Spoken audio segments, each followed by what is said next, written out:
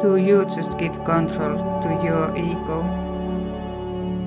Ego is a shield that you have built for yourself throughout your life from everything you have experienced and heard, from everything you have received during your childhood. It is also like a mirror through which you see yourself and every moment of your life from the perspective you want to see it. Ego is a protective wall whose purpose is to shield us, and you have cherished it your whole life. Unfortunately, the ego is strong and selfish. This often means a very self-centered and selfish life, which at its first can be paradoxical. Desire, ownership, and approval are qualities that our ego desires and it lives for them. And the ego always wants these things from others, from the outside. However, the truth is that you already have everything and you are already accepted. There is a purpose to your life. You just need to wake up and open your eyes. You are you. You are perfect. Life, love, light, and you always have been. You see, experience, and live everything just as you decide. We have always sought approval and love from outside, from parents, friends, teachers, colleagues, and superiors. We try to play roles that others expect us to play. Why? One gesture of approval and love received is only the view of one ego on another ego. And this fragile appreciation based on selfishness can crumble in the next moment. We are left craving for more. We want and seek approval and love as long as we live. We cannot stand our own mistakes because it is a sign of weakness.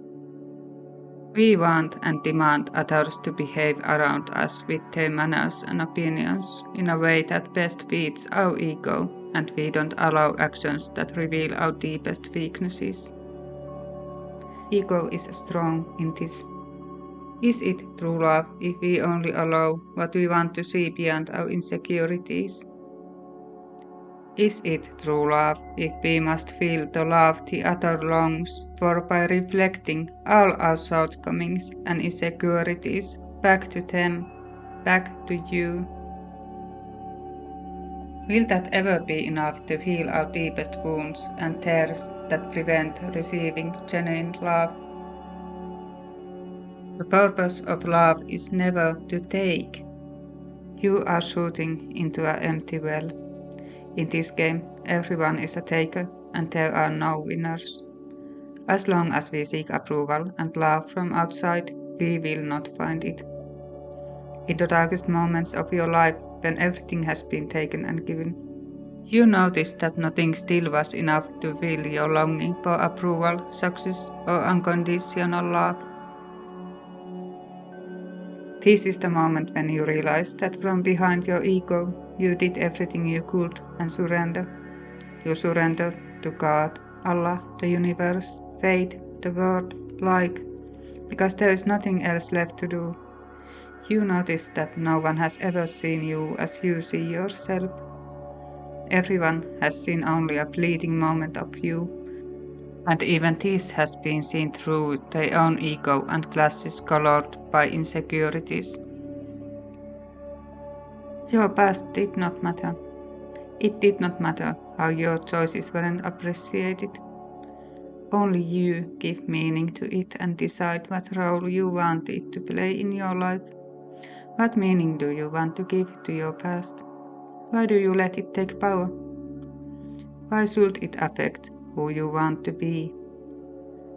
Soon you noticed that those moments when you were left alone, you were late for school, when you didn't get a summer job, when you listened to mockery in a meeting, when you couldn't open your mouth or work out the words, when you didn't get into your dream school or the job at the time, when you have been betrayed and when you have been left.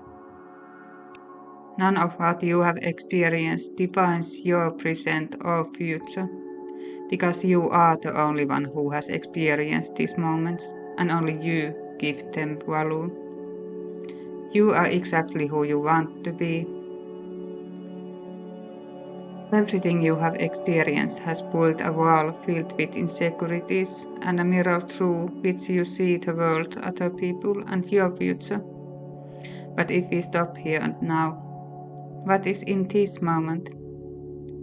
You. No past, no future. This is in all of us. You. Now. Now you notice that all the encounters you have experienced in your life have been a reality fed by your ego. You are me, I am you. There is nothing else. We are one. You have broken your walls and purged generational layers of trauma from your being. You have broken out from your ego. Only love remains.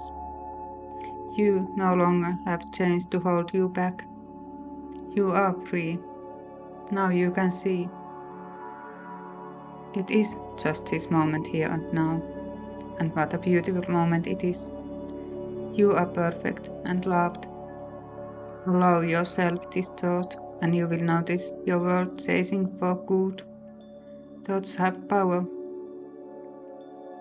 Love, and you will receive everything back tenfold. It is a law. The purpose of your life is to love you. Surrender to this love and start this new journey of yourself. There are no burdens in your life, and there will be none that defines you. Only you can do that. Every moment is an opportunity for a new beginning. You know deep down how happy you could be. Why are you afraid? Why are you living your life for others? They already have their lives. They have the same opportunity and responsibility to find love and happiness within themselves as you do. Lead by example. Why are you afraid? Your fears are the ego's talk, reflecting your insecurities within you. Do you see how this fear comes from within you and from your thoughts? Are these thoughts your own? Or are they someone else's? Are they expectations that society has placed on you? Do you want stability, approval, happiness?